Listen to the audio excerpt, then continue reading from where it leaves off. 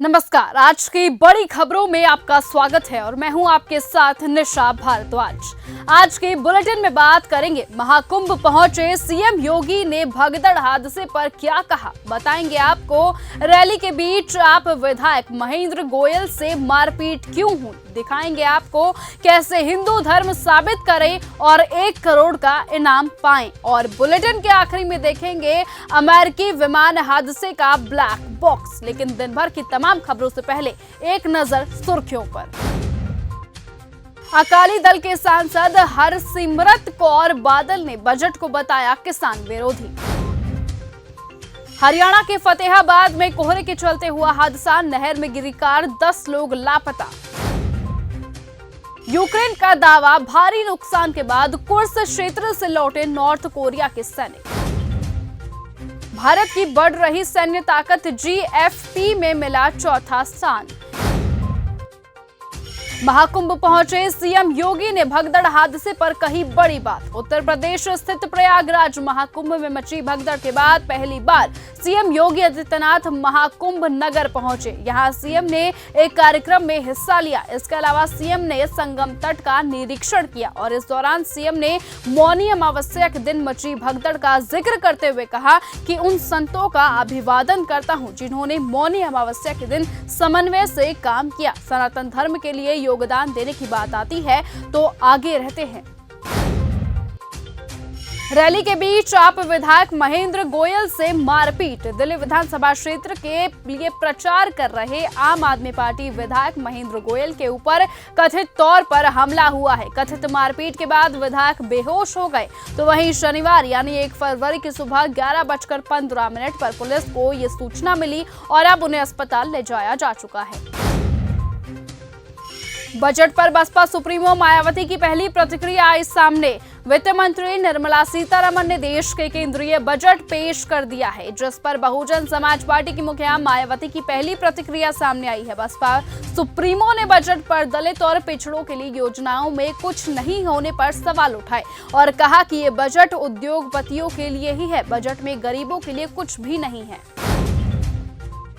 हमें बजट के आंकड़े नहीं, कुंभ में मौत का आंकड़ा चाहिए। समाजवादी पार्टी के अध्यक्ष अखिलेश यादव ने बजट को लेकर तीखी प्रतिक्रिया दी। उन्होंने कहा, सपा के लिए बजट जरूरी नहीं है, बल्कि महाकुंभ में हुई मौतों का आंकड़ा जानना जरूरी है। उन्होंने कहा, हम बजट के आंकड़ों का क्या करेंगे, हमें कुंभ में हुई मौतों का आंकड़ा चाहिए। वहां अब भी लोग अपनों की तलाश में, फोटो लेकर उनकी तलाश में भटक रहे हैं और फूट फूट कर रो रहे हैं। सपा प्रमुख ने सरकार को हिंदू विरोधी बताया और कहा कि कुंभ में सबसे ज्यादा जान हिंदुओं की ही गई है। हिंदू धर्म साबित करो, 1 करोड़ रुपए का इनाम पाओ। उत्तर प्रदेश के बरौली जनपद में उस वक्त हड़कंप मच गया जब फेसबुक पर हिंदू धर्म साबित करो और 1 करोड़ का इनाम पाओ जैसे कई आपत्तिजनक टिप्पणियां भीम आर्मी के जिलाध्यक्ष ने की। पुलिस ने भीम आर्मी के जिलाध्यक्ष सुशील गौतम के खिलाफ कैट थाने में मामला दर्ज कर लिया है। सुशील गौतम फिलहाल में फरार है। पुलिस उनकी तलाश कर रही है। जिलाध्यक्ष फरार चल रहे हैं, लेकिन पुलिस उन्हें गिरफ्तार करने के लिए जगह जगह पर दबिश दे रही है।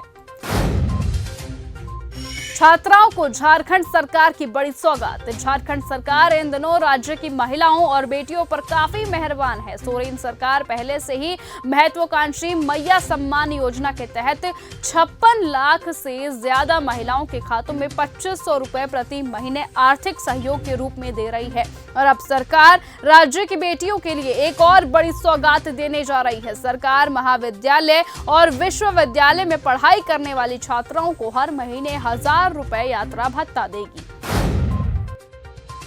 पटना वाले ध्यान दें, महाकुंभ के लिए चल गई हैं 2 लग्जरी बसें।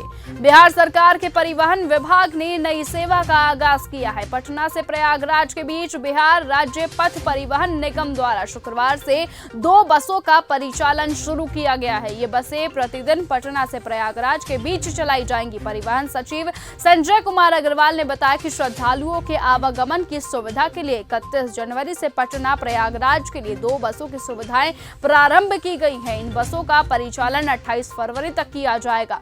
ये नई बस सेवा यात्रियों के लिए एक सुविधाजनक और आरामदायक यात्रा का अनुभव प्रदान करेंगी और दोनों शहरों के बीच यात्रा को आसान बनाएंगी। दिल्ली दंगा मामले में क्यों बढ़ेगी कपिल मिश्रा की मुश्किल। दिल्ली की एक स्थानीय अदालत ने फरवरी 2020 में हुए सांप्रदायिक दंगे में हेट क्राइम के आरोप में एक पुलिस अधिकारी पर केस दर्ज करने का आदेश दिया है।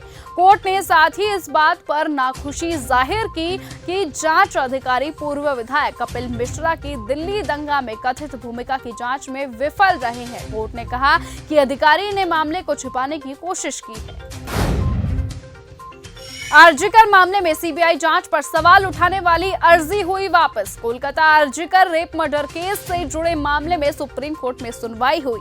सुनवाई के दौरान सीबीआई जांच पर सवाल उठाने वाली अर्जी वापस ले ली गई है। पीड़िता के माता पिता ने सुप्रीम कोर्ट से अपनी अर्जी वापस ली है। उन्होंने कहा है कि निचली अदालत के फैसले से पहले ये अर्जी दायर की गई थी। ऐसे में अब फैसला आने के बाद अर्जी वापस ले रहे हैं। सुप्रीम कोर्ट ने अर्जी वापस लेने की अनुमति देने के साथ नए सिरे से अर्जी दायर करने की अनुमति भी दे दी है। बजट में बिहार को भी प्राथमिकता दी गई है। केंद्रीय मंत्री नित्यानंद राय ने केंद्रीय बजट पर कहा, पूरे देश के साथ साथ बिहार को भी प्राथमिकता दी गई है। बिहार में बहुत बड़ी परियोजनाओं को मंजूरी दी गई है। ये बजट गरीबों, किसानों और मध्यम वर्ग के कल्याण में मदद करने वाला बजट है। ये बजट रोजगार के अवसर प्रदान करने वाला बजट है और पीएम मोदी के विकसित भारत के संकल्प का पूरा करने वाला बजट है। बिहार के मखाना बोर्ड की स्थापना और कोसी क्षेत्र के लिए परियोजना को मंजूरी दी गई है। इससे बहुत बड़ी मदद मिलेगी। बिहार के कल्याण और विकास के लिए किए गए प्रावधानों के लिए प्रधानमंत्री और वित्त मंत्री को बहुत बहुत धन्यवाद। बजट में आंध्र की अनदेखी क्यों? कांग्रेस नेता जयराम रमेश ने कहा, ऐसा लगता है कि बिहार को घोषणाओं का खजाना मिल गया हो। यह स्वाभाविक है क्योंकि साल के अंत में वहां चुनाव होने वाले हैं। लेकिन एनडीए के दूसरे स्तंभ यानी आंध्र प्रदेश की इतनी बेरहमी से अनदेखी क्यों की गई है? कैंसर और गंभीर बीमारियों की 36 दवाएं होंगी सस्ती। वित्त मंत्री निर्मला सीतारमण ने कहा कि कैंसर और गंभीर बीमारियों की 36 दवाइयों को मूल सीमा शुल्क से छूट दी जाएगी। कोबाल्ट उत्पाद, LED, zinc, lithium ion, battery scrap और 12 महत्वपूर्ण खनिजों को बुनियादी सीमा शुल्क से मिलेगी। भारत की बढ़ रही सैन्य ताकत जीएफपी में मिला चौथा स्थान। जीएफपी इंडेक्स में भारत ने चौथा स्थान हासिल किया है। भारत को मिली ये रैंकिंग बताती है कि अब देश मुक्त सैन्य शक्ति के रूप में उभर रहा है।